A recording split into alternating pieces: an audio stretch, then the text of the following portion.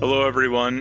This is Ryan Law, former committee chair for the ASG Technology Committee, welcoming you to another Technology Committee podcast.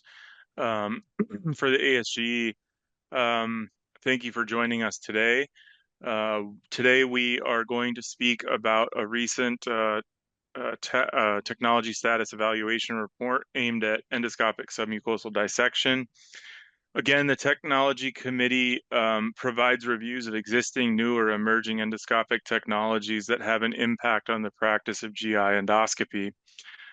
These evidence-based methods are used along with a Medline literature search to identify pertinent clinical studies on this topic, as well as the MAUDE database to search and identify reported adverse events of a given technology that we're describing. Both are supplemented by accessing related articles within PubMed and by scrutinizing pertinent references cited by the identified studies. We aim to use controlled clinical trials. However, oftentimes the data from randomized trials is lacking on a particular topic. In such cases, we are utilizing large case series preliminary clinical studies as well as expert opinions as needed. Technical data is then gathered from traditional and web-based publications, proprietary publications, and informal communications with our industry partners. We subsequently then create a technology status evaluation report, which is drafted by 1 to 2 members of the ASG Technology Committee, subsequently reviewed by the entire committee, the ASG Governing Board, and is then published in an ASGE-based journal. Today, again, as I mentioned, we're here to talk about endoscopic submucosal dissection. This has recently been approved for publication and should be within gastrointestinal endoscopy, likely in the fall of 2026. I'm happy to invite to the podcast Galen Leung from NYU Long Island and Daniela Guerrero Vinsard from Minneapolis, VA, the two lead authors on this publication, to have a brief discussion about the document today. Daniela, Galen, welcome. Thank you. Yeah, thanks for the wonderful introduction. And thank you, Ryan, Venkata, Lauren, and ASG for this wonderful opportunity. And for Daniela for this collaboration. It's been a lot of fun putting this document together. I know it's been some time, but we had a lot of fun doing it and reviewing it. So looking forward to this interview. Yes, absolutely. Thank you so much for having both Galen and I today.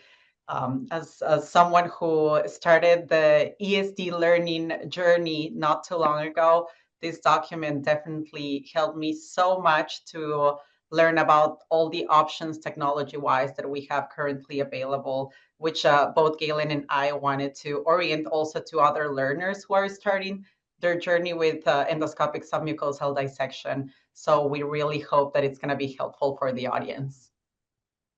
Well, we're happy to have both of you. Galen, I'll start with you. Can you kind of briefly summarize why the committee felt that now was an appropriate time to improve or revise the prior document on endoscopic submucosal dissection? Yeah, I think this is a wonderful opportunity for a status update. So ESC has been around for decades. But more recently, it's sort of implementing itself in sort of the niche of management of gastrointestinal neoplasia, as well as the multidisciplinary care for cancer patients. So it could be both diagnostic and therapeutic in terms of getting in block resection of precancerous complex lesions throughout the GI tract, as well as potentially curative for early cancers throughout the GI tract. And because of this increasing awareness among GI, among surgeons, among the community and patients, and also industry, there's been a lot of development of new devices. And these new devices can be quite complex. They can combine multiple sets of ESD, which is a very complex procedure, into sort of simpler steps, such as having knives with multiple sort of features, different submucosal injection solutions, traction devices, colonic stabilizing devices, closure devices, also as well as complex sort of advancements of electrosurgical generators. And because of this, it could kind of be overwhelming. It could be a lot. Like there's so much out there. And then we felt that because of this increase in popularity of devices, and it was right to create this primer. This primer kind of serves a broad range, for general sort of gastroenterologists, they could see the complexity of these devices, how they're used. For those starting to get into ESD, I kind of picture when I started learning it back in fellowship, what was I curious about? But different devices, how they work, what their features, when they could be used, how we could implement all of them together.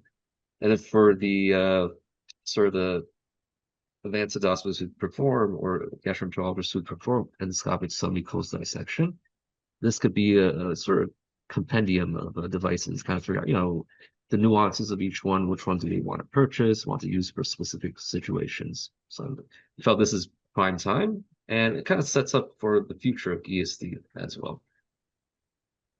Daniela, is there anything you want to add in terms of why you think this was important for the membership or why it was a good time for our committee to take this on?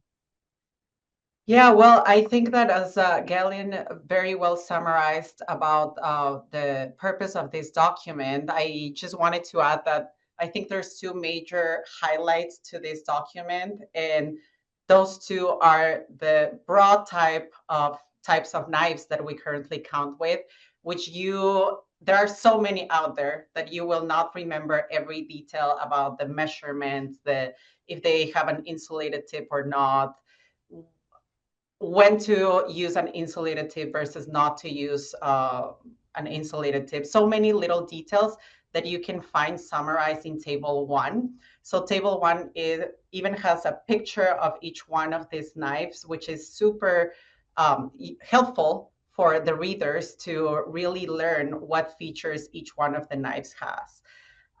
The second highlight of the document, I believe, is in regards to traction devices. And both Galen and I wanted to make this very visual. So tables 4 and 5 are traction devices that you could self-create. So in other words, handmade traction devices, which are summarized in table 4, and then proprietary traction devices summarized in table 5. And in these tables, you will find QR codes that will take you to a video for each one of the traction devices. We really wanted to do this so that our audience can really just scan the QR code, go right into a video, and know exactly how to recreate this in their practice. So I think that's a highlight from this document. We really wanted to make it very visual, very practical for the readers. Yeah, I agree. I have to say, in creating this document and different iterations of it, I thought one of the things that was always the strength of it was the tables and the ability to kind of put everything in one single location for the reader. The QR code, this was a new addition. We hadn't done that on a prior document, as far as I'm aware, certainly not in this scale. And I do agree that for the people interested in ESD, this allows it a kind of a simplistic tool to get them to the information they're looking for. I also felt, just to kind of summarize what you both had said, everything's in one place. And I think that was by design. I know through the course of this process, there was discussion about, do we split out traction devices to another document? Do we split out um, um, things like dialumen and track motion and all of those things to a different document? I think having it in one place, though it is a bulky document, overall was a great decision. And I commend both of you guys on seeing that through, even though it's a lot of work. Um, what, Daniela, what do you think? What do you see as your big highlights of the document? What was the most fun part for you to create in this document or learn from? Yeah, well, I think again, my favorite part of this was integrating QR codes and links to videos into this document, just because it's an image or a video is worth 1,000 words, right? Like we can explain and write in paragraphs how to do things, but really just guiding the reader into these videos is just going to make it so much more practical. And then again, I think that for me, when we started collaborating with the technology committee and Galen and co-writing this document, I was very early in my stages of doing ESD. I was doing actually being proctor for ESD at that point in time. Now months have passed by until finally publishing this document. And now that I am independently doing ESD, I think that this document, just putting it together, writing it up, really shaped how much I know about doing ESD right now. And I hope for the same to every single person who wants to start their journey learning ESD, that they can get into this document early on. And by looking at the videos, following our tables, really decide what's best for them and apply it into their practice. Yeah, and I think, the tricky part with writing any of these tech documents is making sure that you're not writing it too soon on a technology that's still growing or techniques that are still growing. With ESD, that's a little bit tricky because, in my opinion, it never stops growing and never stops evolving. Um, but I do think that with what we've included, it's not like once it's published, it's outdated. And I think that's important. Galen, when you think about, what's currently in the document and where things are going in the future, given all of these different devices presented, are we reaching a point of saturation where we kind of have everything we could possibly have? Or from a future direction standpoint, do you see, hey, we can still make improvements? Is it technology based? Is it technique based? Is it traction based? What are your thoughts if you get to kind of put on your or look through your crystal ball for the future? Yeah, no, that's a great question, and kind of is interesting to see how this technology evolves. So pretty much, ESC is constantly growing, but I think what we have currently does have sort of all the basic features, and I think going forward, a lot of devices will kind of improve upon those. Now we have different types of knives, non-insulated, insulated, scissor type, monopolar and bipolar knives. And then now these knives have had injection capabilities. So now you kind of see that across most knives. Submucosal injection solutions, we kind of document, how they're a little bit different. But going forward, a lot of these will be sort of based on those sort of basic features of these submucosal injection solutions. Traction devices, a lot of these evolved from, how the Japanese used to do it with like clip line or clip loop clip sort of traction, proprietary sort of makeshift devices, and now we kind of see how proprietary devices are sort of base their sort of devices on these basic concepts. So I think our document has a lot of these, and going forward, you're just going to see more and more improvements implementing all these together. Another example is electrosurgical settings. So now we see a lot of underwater EMR, underwater ESD. In the future, or coming out soon, there will be sort of devices that allow us to more efficiently perform underwater ESD. So I think the basics are all there, and this is what's kind of nice about the document. It's very comprehensive, and everything will be sort of based on these features on these devices. And then going ahead, we kind of mentioned a little bit about sort of potential role for endobirobotics to kind of simplify the learning curve for ESC, which is still quite complex, as well as sort of how enhanced endoscopic imaging can help us, define these lesions better to utilize ESC in an appropriate setting. Yeah, it's impressive to think that, 10 years ago-ish, we had a hook knife and we had a dual knife and insulated tip knife. We had three or four knives and that was pretty much it, largely from one vendor. And now we have, every vendor has multiple offerings, it seems like, and they continue to kind of grow in complexity. And it really allows a personalized approach for patients undergoing these procedures based on the patient factors, location of the lesion factors, all of those things to allow us to care better for our patients, which at the end of the day is the most important thing. Um, Daniela, if you could give kind of our viewership or readership one main takeaway from the document, what's your two-liner biggest takeaway from this document that you hope people gain from all of blood, sweat, and tears that you and Galen put into this.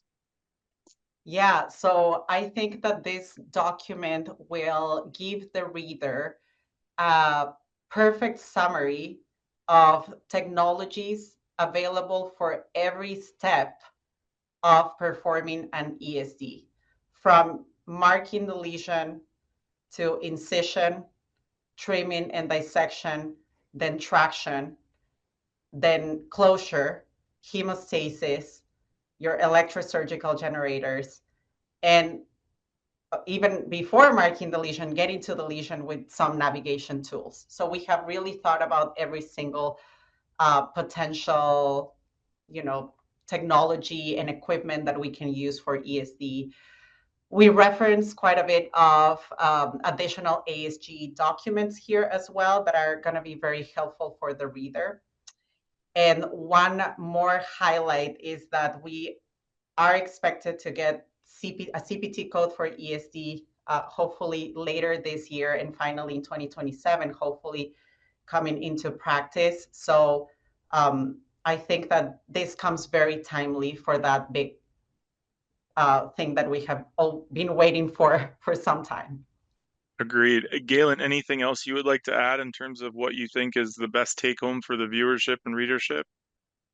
Yeah, my opinion, this is enjoyable read. It's really fun to read on all levels. I remember when we were reviewing this document by our committee, some practitioners who don't do ESD were like, "Hey, no, I had a lot of fun reading this, even though I don't do ESD. I don't plan on doing ESD." So I feel like for readers, whatever level you're at, if you're interested in ESD or not, just take a read. It's fascinating. The pictures are a lot of fun.